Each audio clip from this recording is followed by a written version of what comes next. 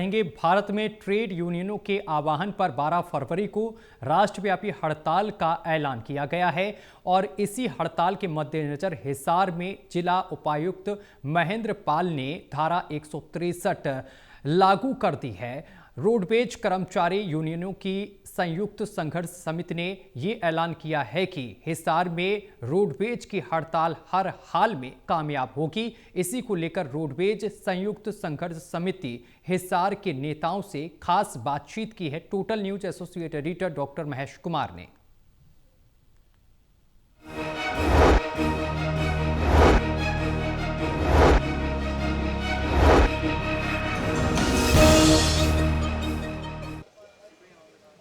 बारह फरवरी को राष्ट्रव्यापी हड़ताल का आह्वान किया गया है। ट्रेड यूनियनों ने इस हड़ताल का आह्वान किया और इसी हड़ताल के मद्देनजर हिसार में धारा 163 जिला उपायुक्त हिसार की तरफ से लागू की गई है। निषेधाज्ञा आदेश यहाँ पर उपायुक्त की तरफ से जारी किए गए हैं, जिसमें 4 से ज़्यादा लोगों के इकट्ठा होने, किसी भी तरह के धरने, विरोध प्रदर्शन या हड़ताल पर प्रतिबंध लगाने, इसके अलावा हथियारों को लेकर चलने पर प्रतिबंध जिला उपायुक्त की तरफ से लगाया गया है। रोडवेज पर इस हड़ताल का कितना असर पड़ेगा और लोगों को रोडवेज बसों को लेकर कितनी परेशानियां उठानी पड़ सकती हैं, इसी पर ज़्यादा बातचीत के लिए इस वक्त संयुक्त संघर्ष समिति हिसार रोडवेज हमारे साथ तमाम नेता बने हुए हैं। मुझे बताइए कि ट्रेड यूनियनों की राष्ट्रव्यापी हड़ताल, इस हड़ताल का बड़ा असर हिसार पर भी माना जाता है, क्योंकि हमेशा से रोडवेज की हड़ताल का एपी सेंटर, केंद्र बिंदु हरियाणा में हिसार बना रहा है। तो ऐसे में इस बार कितना असर इस हड़ताल का माना जाए?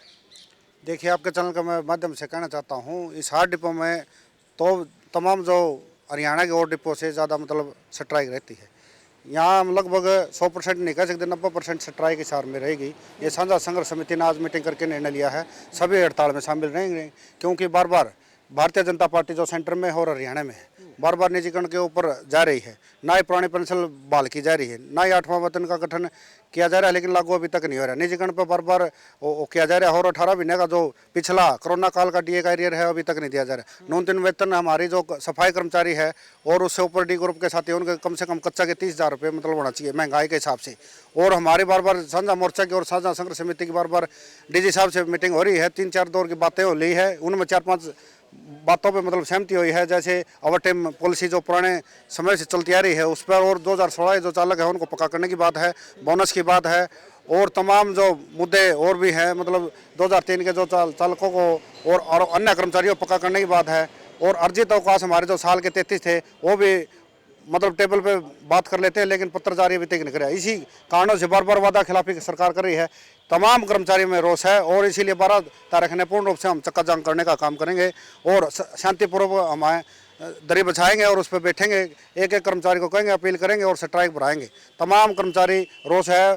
भारतीय जनता पार्टी जब से सत्ता में आई है, तीन योजना हो चुकी है, कर्मचारी का पूरी तरह शोषण करे जा रहे हैं। हम इस हड़ताल के माध्यम से सरकार को बताना चाहते हैं, कर्मचारियों में रोष है और ये जो तमाम जो मुद्दे हमें बताए हैं आपके चैनल के माध्यम से, मुख्यमंत्री जी ने और मोदी जी ने इनको पर विचार करना चाहिए और इनको तुरंत प्रभाव से लागू करना चाहिए। धारा 163 लागू की गई है महेंद्र पाल उपायुक्त हिसार की तरफ से। इस तरह की किसी भी हड़ताल पर, धरने पर, विरोध पर, प्रदर्शन पर पूरे तरीके से प्रतिबंध लगा दिया गया है। लोगों के 4 से ज़्यादा लोगों के इकट्ठा होने पर भी प्रतिबंध लागू किया गया है। ऐसे में इस हड़ताल को आगे कैसे बढ़ाएंगे?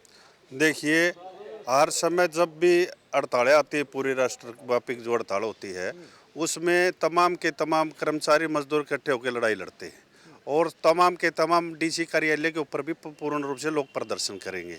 और इस धारा को बिल्कुल तोड़कर हम ये बताएंगे सरकार को, जो आपकी सरकार की जो जनविरोधी नीतियाँ हैं इसमें मजदूर, कर्मचारी, छात्र और जो साथी बेरोजगार नौजवान है वो किसी भी सूरत में इस प्रकार की धारा को हम सहन नहीं करेंगे, इस प्रकार की नीतियों को हम सहन नहीं करेंगे।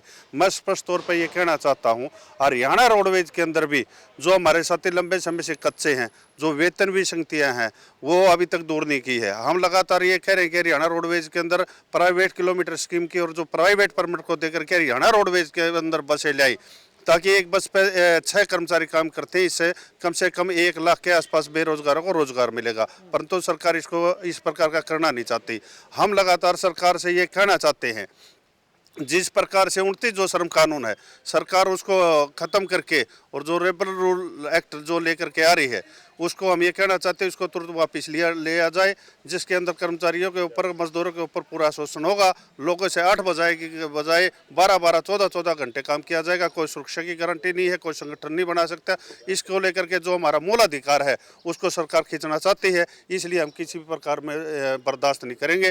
तमाम के तमाम हरियाणा रोडवेज का कर्मचारी अपनी मर्जी से हड़ताल पर बैठ करके पूर्ण रूप से हड़ताल करेगा, किसी भी सूरत में पीछे नहीं हटेगा। चलिए, 2 की बात तक कही जा रही है कि हरियाणा रोडवेज संयुक्त किसान मोर्चा इस हड़ताल को हर हाल में कामयाब करेगा और किसी भी सूरत में, किसी भी दबाव में इस हड़ताल से पीछे वो नहीं हटेंगे।